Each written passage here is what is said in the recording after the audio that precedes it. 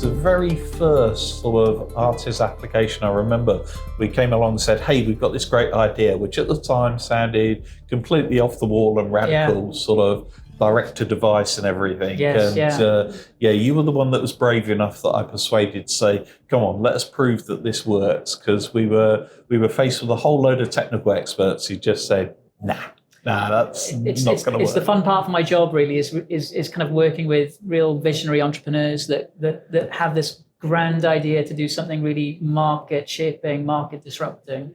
And you guys were certainly one of the companies that were coming to us with a real visionary idea of the future. Well, I think we've both also been around in telecoms a long time, and we'd seen sort of like expensive ground devices and expensive services, but I think we shared that view that we should be able to make this more accessible for everybody, and we should be able to produce devices that can communicate satellites at low cost. It doesn't need to be a premium service or anything like that. Exactly. So, and I guess another part of my role is just having that bird's eye view of what's happening in the market.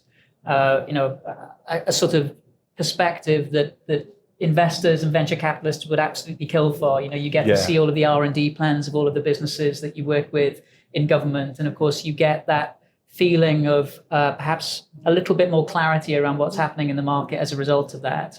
And so you came to us at a time where there were massive transformation plans within the market. First, of course, there was the big geostationary satellites that were going to put massive amounts of capacity into orbit and really drive down costs. We had all of these crazy, interesting things going on in the launch market where, again, costs were being driven down.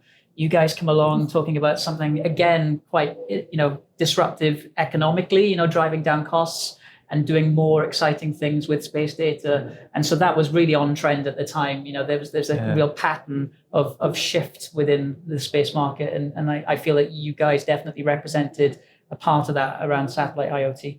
Yeah, perhaps I should just say just a couple of words on what it is we did, just to help people understand. So our idea was, how can you connect directly from the device to a satellite? So at the time, these things, direct to device, as an expression, didn't even exist. Exactly. And I think the bit that was novel about what we were doing was, how can we take a terrestrial technology, in our case something called LoRa, and use that to connect to a satellite? So instead of using some proprietary standard that we invented, we said, how can we use everything that's been built for terrestrial networks and apply it to satellite? And it's quite funny to be here at this moment in time, and there's all the discussion of NTNs. Right. Well, of course, you guys are, I guess, quite far down the hype curve from when we first started talking. So at the time, the idea of the Internet of Things and the way in which 5G was going to transform the way in which lots of machines were going to talk to each other without humans in the loop, that was a real brand new concept really for the time. Was certainly kind of on the way up the hype curve. And another thing that we talked about at the time was big data. We don't really talk about that so much now because, of course, AI has come in as a tool in which we deal with a lot of big data problems. But again, that was a trend at the time. I remember very much, and thinking about what you were doing was kind of hitting that trend again on big data and machine-to-machine communications. And we always felt that in sort of big cities, big towns where there was going to be 5G connectivity, that whole big data would be served. But things were changing in the world. The sort of the pressures for us to use remote areas to solve bigger global problems. So, for example, pushing power generation out into the countryside meant that things were going into more remote places where there'd never be an economic case for connecting them. You could do it in a big city. Of course, you could set up a case for sticking up a 5G, a 6G network. But if you're just looking at sort of offshore wind farms, it's never really going to work. Yeah. So how can you communicate directly from those remote assets to a satellite network? And that's where this concept came in. And of course, it was that kind of disruption, not just in the kind of technology sphere, but also in the applications that were enabled by those technologies that really drove our strategy in government. So when we're thinking about, what does space do for us? Why does government care about investing in things like this? For us, it's about not just kind of creating jobs and kind of growing the economy. It's about thinking, the transformation that society is going to see, the benefits to people on the ground, not just from a better economy, but all of these new applications that are coming through. And so we're always on the lookout for these new, interesting application-enabling technologies that could potentially change the types of services that are offered to the citizen and to other industries. And we see now, when you kind of do the economic analysis of space, we have, a market within space that is, quite substantial, with a decent amount of money. Then when you look at the number or the value of the economy that is impacted by space, so you take it that one step further in the analysis, you see that actually about 16% of the entire UK GDP is underpinned by satellite data in one way or another. So enormous impact on society. And it's investing in things like this that kind of add new applications, into the various markets that you might serve, agriculture or oil and gas and all that sort of stuff, offshore wind, as you mentioned. It's through those investments that you end up kind of, again, further expanding, the broader economy. Yeah, I think also that there was another lens which I kind of appreciate that you guys take into account as well, which has always been important to us, is like, it isn't just the economics. The economics, of course, are important because that's what makes it sustainable. But things like sustainability have become really important. We've kind of recognized that it's moved on from being a sort of tick box exercise of ESG to actually, we really do need to solve some of these sustainability problems. Right. We do need to monitor sort of the use of chemicals on farms more precisely. They're in places where there isn't much connectivity. Okay, it's not necessarily going to be a huge market, but it's going to be big and it's going to be important because we still need to feed the world without polluting our rivers and that sort of thing. Exactly. I mean, everything about our system is designed around low cost connectivity to LEO satellites. So there's big constellations of, the SpaceX constellations, whatever, Amazon, Cupia, those sorts of things. They're huge capital investments. And at the end of the day, they're really focused on actually getting revenues from direct to device, direct to mobiles, providing internet connectivity, because that's where the high value is per user. The sorts of things we're striving at is much smaller capital infrastructure investments so that we can then keep the price down. We're not using expensive spectrum. We're trying to share spectrum with a lot of other users around at the same time.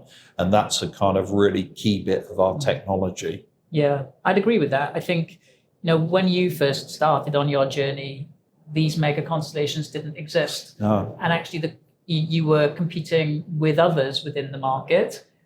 And actually the new players that have come in haven't really looked at your market as their big opportunity. And so actually I don't see a huge amount of overlap between some of the new players that have come in and what you're doing at all. And that speaks again to the point that, sometimes you hear people, particularly in the investment community, think that SpaceX has it all sewn up. And I think, that there is no denying that they have a huge market share and they will continue to grow. But I don't believe for a minute that even that one company is able to meet all of the demand. Because when you look at the appetite for data, it's voracious. It's happened terrestrially where the appetite for data has just gone up and up and up. And actually, we need multiple players there to even just service the basic demand, let alone try and kind of nip at each other's heels on trying to steal market share from each other. And it's also quite interesting that in space, we sometimes think that it has to be a winner-takes-all market, yet we don't apply the same logic to, say, terrestrial telecoms, where we are quite happy to have multiple mobile phone operators within the market. And we don't ever try and make the argument that, you can't have two mobile phone operators in the UK because one is already quite dominant. We quite like the fact that there are multiple operators. And I see space no different to that. Actually, it's really healthy for us to have multiple operators in orbit. It's really useful, from a resilience perspective. The defense community, for example, are really keen to have multiple options, even in the commercial domain, as they look to buy a lot of that commercial telecoms capacity. And I see you in the mix as just being another important part of a very vibrant and necessary ecosystem.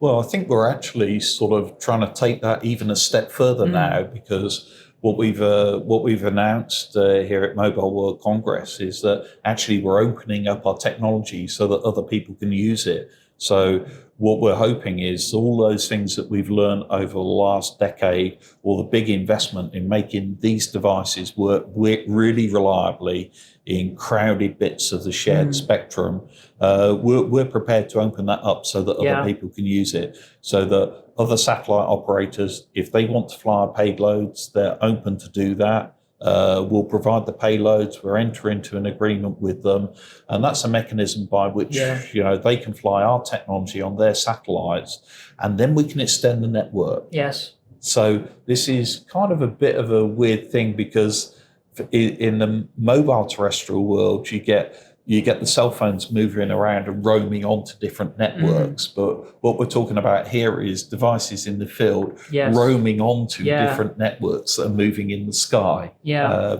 And of course, terrestrially, that wasn't a day one thing either. No. And 20 years ago, when you bought a mobile, your device was locked to the network, it was, the kind of introduction of things like eSIM has really transformed the way in which that can operate now, where you can essentially travel now with your mobile, buy an eSIM, and access any network in the world through that eSIM.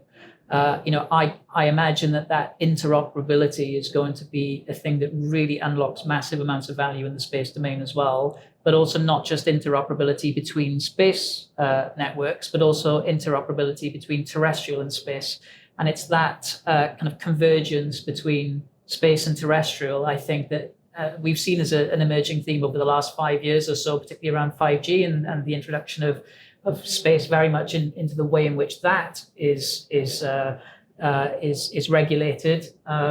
I see as things move forward, and we see this not just from a technology perspective, but from a market perspective, where you have cell phone operators, big telephone companies now investing in space, whereas previously they might have lobbied against it as a competitor. Actually, they now see it as part of a system of systems. Absolutely. And a key bit that kind of drove all of that expansion in the terrestrial networks was exactly as you say, it was standardization, which enabled you to move around with your phone. Exactly the same thing is kind of pursued by us. I mean, we picked up very early on the LoRa standards and working to LoRa Alliance standards.